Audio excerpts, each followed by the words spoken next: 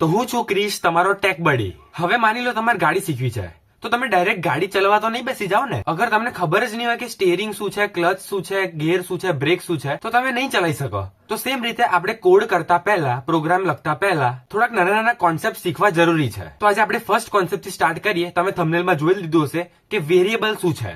Variable કમ્પ્યુટરની અંદર એક એવી જગ્યા છે જે એક ડેટાને સ્ટોર કરશે ટેમ્પરરીલી. એક એક્ઝામ્પલ આપું તમને. આ બોક્સ છે માઉસનું, તો આ એક કન્ટેનર છે, તો આ એક વેરિયેબલ થયો. હવે આની અંદર મારે ડેટા સ્ટોર કરવો છે, તો આ મારો ડેટા છે, માઉસ જે છે.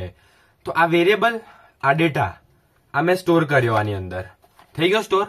હવે આ ટેમ્પરરીલી સ્ટોર થાય, એટલે મારે જયારે યુઝ કરવું હશે ત્યારે હું એને યુઝ કરીશ ચાલુ કરીને, એન્ડ જયારે મારે એનું યુઝ પતી જશે તો એને ડિસ્ટ્રોય કરી દઈશ. આને નહીં કરું, આ તો મોંઘું છે. આપણને વેરિયેબલની જરૂર કેમ પડે? તો પહેલો પોઈન્ટ તો વેલ્યુઝને યાદ રાખવા માટે. સેકન્ડ પોઈન્ટ, ઇન્ફોર્મેશનને સ્ટોર કરવા માટે. થર્ડ પોઈન્ટ, એ જ વેલ્યુઝને ફરી યુઝ કરવા માટે. અને ફોર્થ પોઈન્ટ, એ વેરિયેબલને અગર તમારે ચેન્જ કરવું હોય તો તમે ચેન્જ કરી શકો, કેમ કે ટેમ્પરરી ડેટા છે, પરમાનન્ટ નથી. આ એક બહુ ઇમ્પોર્ટન્ટ વાત હું તમને કહી રહ્યો છું. આજે હું ડેટાની વાત કરું છું જે વેરિયેબલની અંદર સ્ટોર થશે. એ ડેટા આપણે ખાલી જ્યારે પ્રોગ્રામ રન થતો હશે એ જ વખતે યુઝ થશે. વેરિયેબલ્સ વગર કમ્પ્યુટર કોઈ બી ડેટા યુઝ કાં તો સેવ ના કરી શકે ચાલુ પ્રોગ્રામે. તો હવે હું તમને એક સિમ્પલ એક્ઝામ્પલ આપું કેલ્ક્યુલેટરનો. માન લો તમારે 5 અને 7 ને એડ કરાવવા છે, તો તમે કેલ્ક્યુલેટર ખોલશો, એની અંદર લખશો 5 પ્લસ 7 ઇક્વલ્સ ટુ, તો અંદર આવી જશે 12. પણ એ 12 કેવી રીતે આવશે? એની પાછળ પ્રોગ્રામ લખ્યો હોય. તો તમે જયારે પણ 5 ક્લિક કરશો તો એ 5 એક વેરિયેબલની અંદર સ્ટોર થશે, એન્ડ પછી તમે 7 પર ક્લિક કરશો તો એ 7 બીજા વેરિયેબલમાં સ્ટોર થશે, એન્ડ પછી બે વેરિયેબલ્સને એડ કરાવશે, તો તમને આન્સર મળશે 5 પ્લસ 7 ઇક્વલ્સ ટુ 12. તો હવે હું તમને બીજું એક રિયલ લાઈફ એક્ઝામ્પલ આપું તો ગેમ્સનું. સબવે સફર્સ તો તમે બધા રમી હશે. હવે એ ગેમની અંદર તમારો એક બેસ્ટ સ્કોર ડિફાઇન થાય કે તમે આટલો સ્કોર કર્યો. હવે સ્ટોર કેવી રીતે થાય? તો તમારો જે સ્કોર આવ્યો છે, તમારો જે પોઈન્ટ્સ છે, એ બધા વેરિયેબલ્સ ની અંદર સ્ટોર થાય. એક બીજી ગેમ લઈ લઈએ, BGMI, જેને PUBG કહેતું હતું પહેલા. એની અંદર તમે જે કિલ્સ કરો એ પહેલા એ વધશે. તમે એક કિલ કરશો તો ઉપર લખેલું આવશે કે 1 કિલ, પછી 2 કિલ, તો એ વેરિયેબલ ની અંદર સ્ટોર થશે બધા પોઈન્ટ્સ. તો સૌથી important topic, key features of variable. Variable શું કરી શકે? તો વેરિયેબલ નું તો પહેલા નામ હોય. આપણું કેવું નામ છે એવું એનું પણ નામ હોય.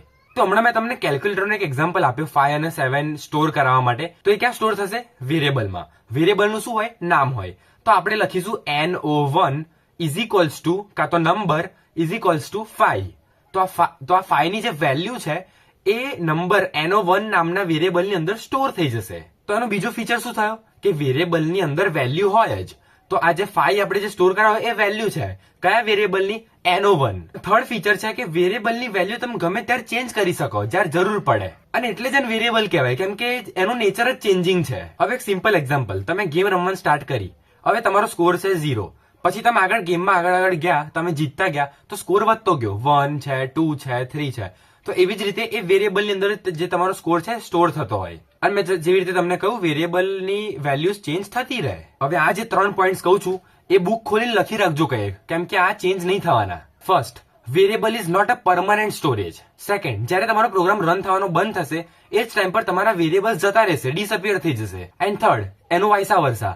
વેરિયેબલ્સ ત્યાં સુધીના જ કામ કરે જ્યાં સુધી પ્રોગ્રામ ચાલતો હોય. હવે આજે આપણે જેટલું પણ ભણ્યા એનો એક શોર્ટ રિકેપ કરી લઈએ. પહેલા તો એ ભણ્યા કે વેરિયેબલ ડેટાને સ્ટોર કરે ટેમ્પરરીલી. હવે વેરિયેબલનું નામ હોય અને વેરિયેબલની જોડે એક વેલ્યુ હોય જે એને અસાઇન થયેલી હોય. હવે એ વેલ્યુ ગમે ત્યારે ચેન્જ થઈ શકે જરૂરિયાત પ્રમાણે, અને વેરિયેબલ્સ ત્યાં સુધીના જ રહે જ્યાં સુધી પ્રોગ્રામ તમારો રન થતો હોય. તો આઈ હોપ તમને આજનો ટોપિક વેરિયેબલ ખબર પડી હોય, એન્ડ ઇફ ના પડી હોય તો comment section as always open છે.